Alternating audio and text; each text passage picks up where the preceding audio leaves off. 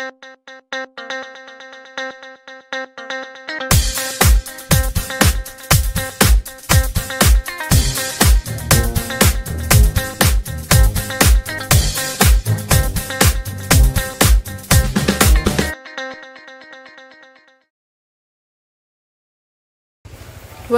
sa Barangay Jobeliar Underground River na matatagpuan dito sa Barangay Jobeliar, Albay, Philippines.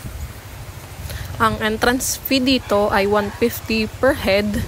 So dalawa kami, 300. Tas ang parking sa motor ay 10 piso kaya binayaran namin ay 310. Itago na lang natin sa pangalang Toto ang aming tour guide. English lang. Ano mo tayo sa English? Ito yung last destination nyo ngayon. Opo. Kanina sa galing spot. Yung destination namin. Ang dami dito pagka weekends. Pero maganda din. Anong araw ba ngayon? Kintinday ba yun? Kitinda. Pareho siya ng pangalan ng ganun ba lang yung ano nila? Bayan. Yung bayan yun ng Kamal. Talaga kami, nawala yung Google Map na. Yung signal. Ito, isa pa yun sa attraction namin dito. Yan yung dry cave namin. Isa yan sa example, yung Silay Cave. Dito kasi sa barangay namin, meron kaming 10 na dry cave. Wow. Tapos isang underground river. Tapos yung underground river na yan, nag-iisa lang yung sa buong Bicol. Yan yung nagpapaspecial sa lugar namin. Ano talaga Yan yung parang, Yan. yung entrance dyan sa dry cave, 300 pesos each. Alam ko, Kada cave. Ang pinakalapit dyan yung daan dun sa bamboo bridge na yung dumadaan. Kasi yung iba dito sa taas. Yung dito way, nasa 30 minutes yung lakaran dyan. Yung mga dito lang talaga mag-caving. Isa nga ako, yung tour ko dito, mga foreigner. Papalaban din talaga. Yung napagod ka na. Tapos, pagod na lakad pa. Pagod pa utak. Pinagdugo pa ilong mo. Yan yung mga cottages na yan. Ano yan, mga parang waiting area lang po siya. Pero hindi pwede overnight. Pwede kung may sariling dalang time. Pero bawal mag-swimming. Parang camp. Tapos doon lang pwede pumasta dito, bawal. Yung nasa cabin, sila yung mga security dito, lifeguard, boatman. Kada spot talaga may naka-toka dyan na parang bantay.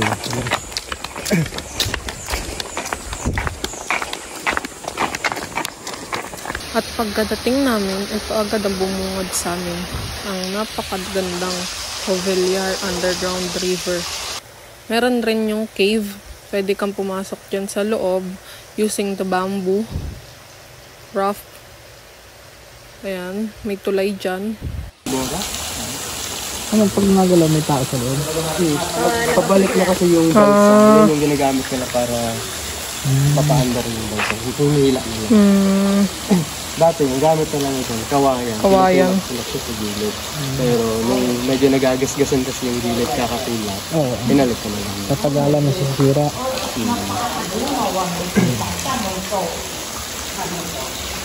Mga 5 to 6 minutes lang pag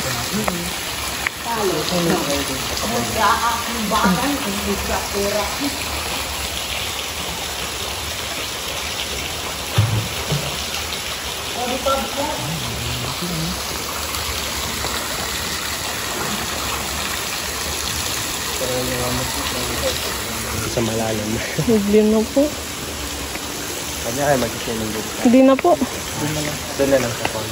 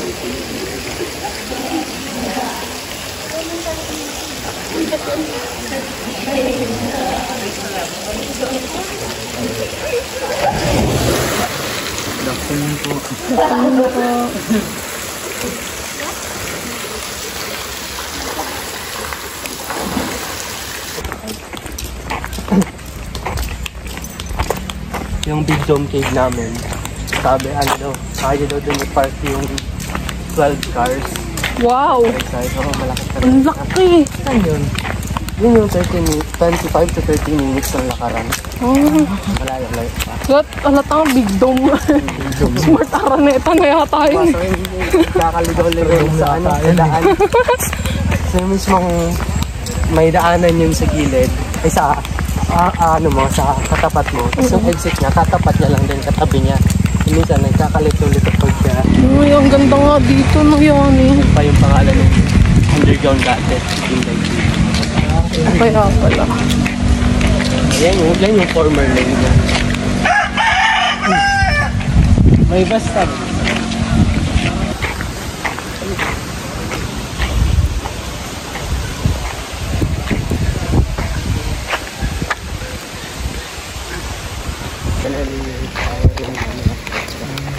Yan yung ano, nire-renta pala ng cottage. Family Yan yung outing. ano, yan yung pwede mag-tent. Pero kung ayaw naman mag-cottage, may mga ano dyan, may mga space naman dyan. Sa ground area, may mga postura naman dyan.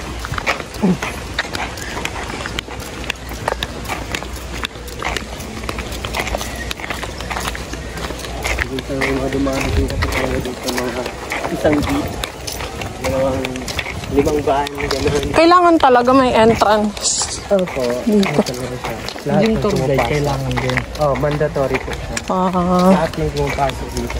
Kasama sa tour guide. Minandate yung tour guide in 2020. Dati wala pa talagang tour guide. Before, After pandemic. Before pandemic. after lahat siguro.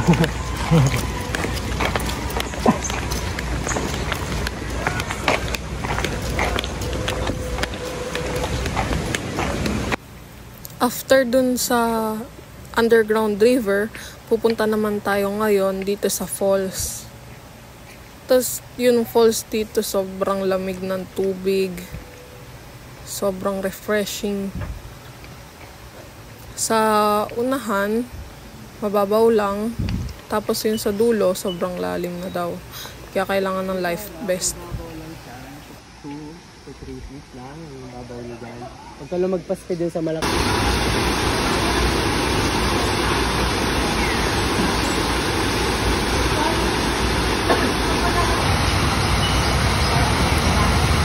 Ito pa rin.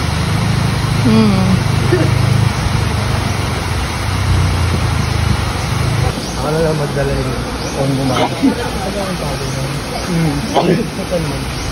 Madali lang sa mga pinapatap.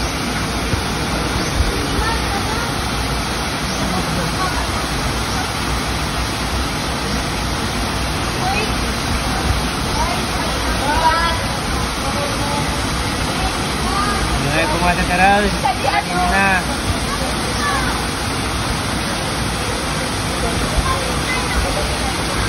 Baka madulas ka.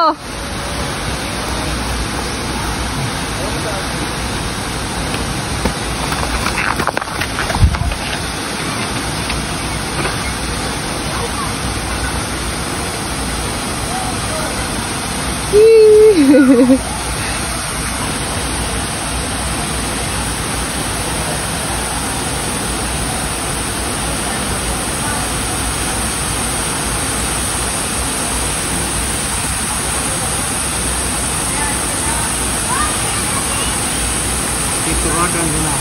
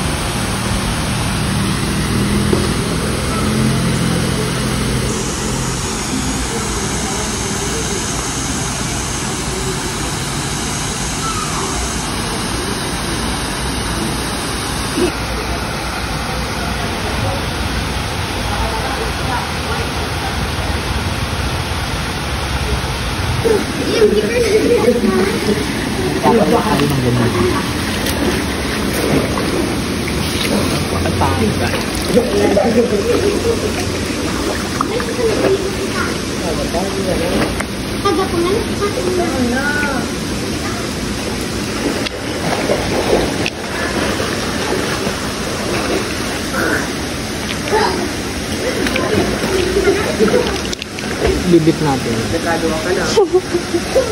Yung mababa lang.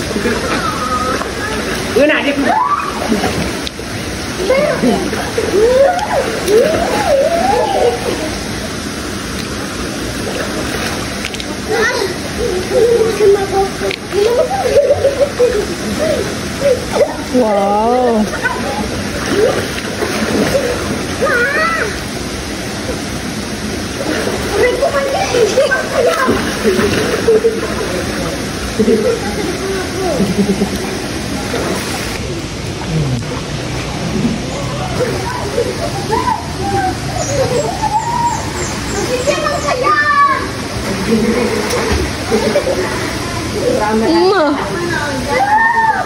Tumayo.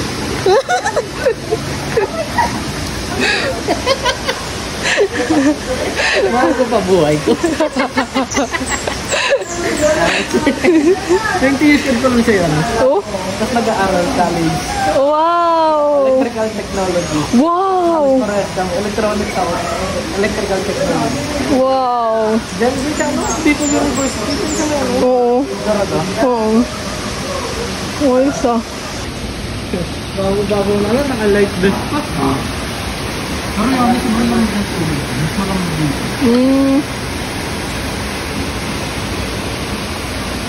Enjoy yan, enjoy. Ayos ba? Wow. Pangitin.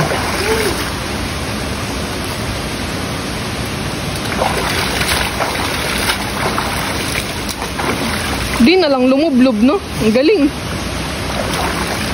Wow!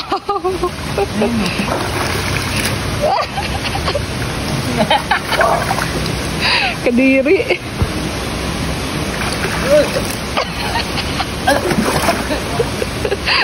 Nalumit pa ako.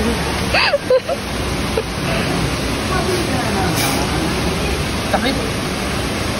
Naman talaga malalim. Ang epic nun. Tapos nakatayo yung bata. Parang alam mo yung ilang bata na nagpunod tayo. Yan, mukha ng malalim. Ibaba mo yung paa mo para hindi halata. Naka-floating. Wow.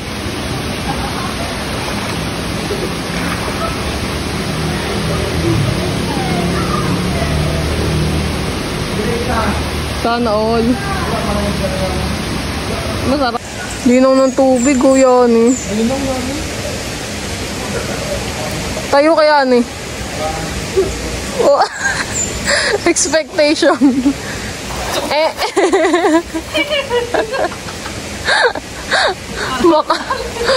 Makapag-life vest ka dyan, Biset.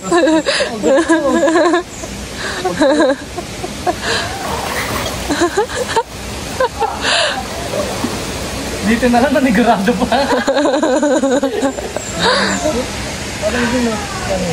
Oo. Doon nga, ang ganda nga eh. Ang ganda ng tubig dito, yan eh. Grabe.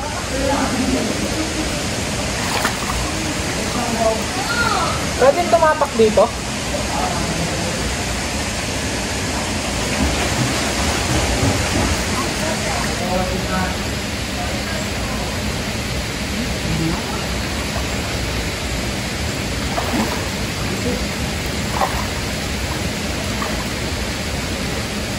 Wow, surfing yan eh. Surfing. Oh, oh.